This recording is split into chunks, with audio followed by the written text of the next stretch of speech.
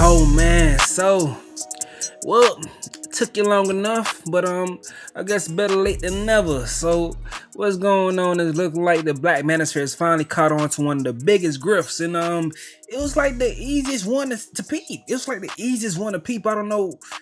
I ain't gonna shame y'all because I know how it goes. I understand the game, and I get it. So we're gonna talk about it now.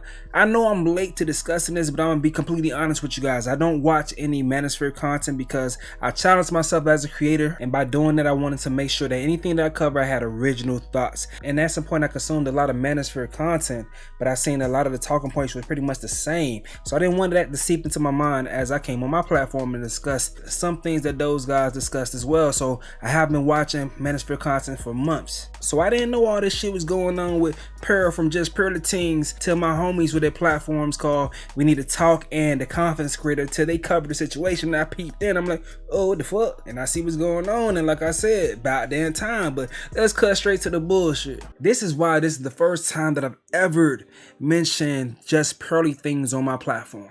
Now, if you don't know Pearl, she's a content creator who is heavily affiliated with the Manosphere, and her content consists of discussions around modern dating. Now, me, myself, personally, I would sit back and watch as I cringe, as I saw creators use her as the great white validation for Black Manosphere talking points when you can obviously tell that most of her knowledge was gained from Black Manosphere talking points in the first damn place, man. Oh my gosh, I did so many different types of content. I used to do... Were they all successful to some extent, or were you varying degrees? It depends. Some did well, some didn't. So what happened was when I was doing rap video reactions, someone sent me a Kevin Samuels video, and that was like the beginning of me and like the red pill stuff, was I started reacting to Kevin Samuels, and I just thought it was really interesting. So what was your first reaction to Kevin Samuels? I was triggered. Really? You were upset by it at first? Yeah, because they were talking about how high value men cheat. And I was like, my dad doesn't cheat. And so I was so offended. Therefore, this barn fire was bound to happen because she learns how to discredit Black folks from Black folks. She sat and listened to Black men complain about Black women.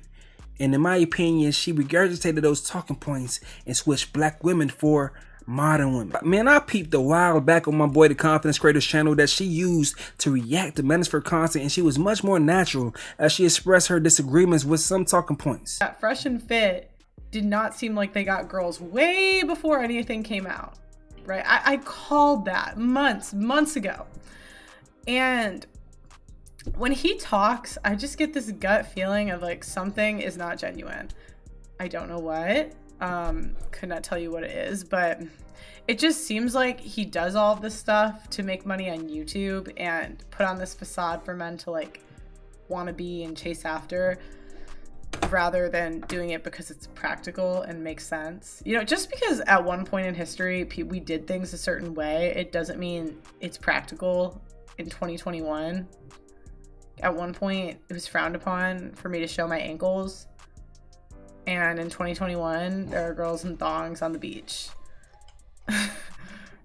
Things change over time, and it doesn't seem like that's a good argument because there's a lot of things that happened at one point in history that logically don't make sense today. Listen, no, but that sounds like a modern woman to me. But listen, she rebranded and took that message and repackaged it with her algorithm-friendly skin complexion on the thumbnails, and then boom.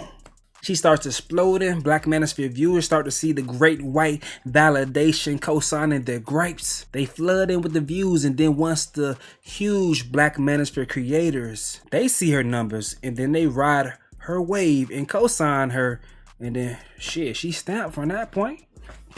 Boom. Now, in a relationship content game, it's easy to mask. You pick a side and you ride, so her platform and content that was insensitive to Black women was fair game. But let's keep it G. Pearl does not lay her hat on her ability as a great talent performer. She rests her hat on being an amazing producer. She's a good producer. She produces great content. She knows what goes. So with that being said, she's aware that speaking on modern women all the time, she could see the ceiling for that shit. She understands the ceiling. Therefore, now she's expanding her discussions. So as she's broadening her topics, the groups that are on the opposing end of her general statements are broadening as well. That group is widening as well. So with that being said, it's no longer just kikiing with black men about modern women. Now we're kikiing with admitted white racist men about Americans. I hire people from Africa, Right. Shout out Blessing. Yeah. And I just see like the work ethic of people that are like not from America, and they often work harder than the people that are from America. So in my head, it's like, wouldn't it help us economically if we had more, like if they had a certain like mindset in order? Now I'm going to say for the third and last time, you ready? You ready? She learns how to discredit black people from black people. Now, why does my black ass keep saying that? Well, you ask, this is why. I'm trying to get my Africans in America, my Africans. Oh gosh. Oh boy. They're gonna get trouble. yourself This sounds similar to the slavery stuff too, because that's literally the founder of, or the guy who made Roots said, I wanted a myth for my people to live by. So they often, but that's what they do, is they embellish. And I'm not trying to say it wasn't horrible. It was. Right. But they want to make it like more horrible so that they can control people. Now, do you see the issue? That is the reason why I never discussed her on my platform. That's why I cringed as black men celebrated and collabed with her as she flew past black women within the same space. I saw the numbers. I saw what covering her could do to your damn platform. Nigga, I ain't dumb.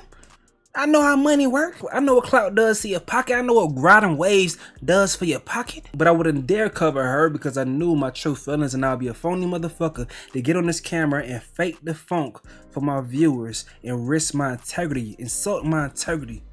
I can't do that. I will never do that. Sometimes at some points I am ignorant to certain things, and I do have to grow out of certain mind states.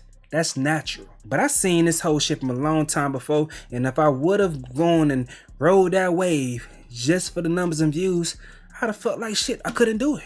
But hey though, I'm not mad at Pearl. I'm not mad at Pearl because this is not the first time we've seen this. This is just like a time where we have a face for the case. Now, Viacom makes plenty of content just like this that makes money off of black women going stupid on each other. And I'm also not mad at the content creators or the viewers because, hey man, by that time y'all caught on to the grift, man. Listen, I understand the business and we can't control who watches us. So I'm not gonna get mad at people for having these discussions with black folks on these platforms. Some very, very sensitive discussions and topics. I get it.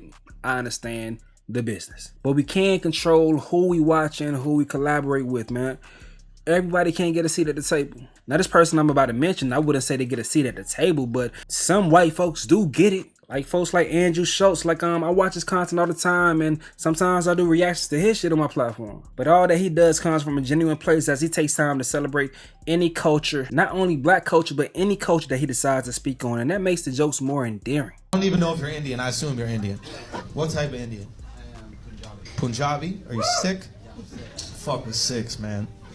Those are the dudes that wear the turban and shit, and they got that bracelet, that little silver bracelet. That's a badass bracelet.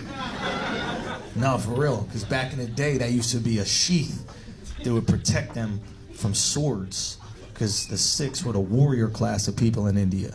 And then over the years, you know, the meaning has changed. Now it's used to rest on the steering wheel of an Uber, but...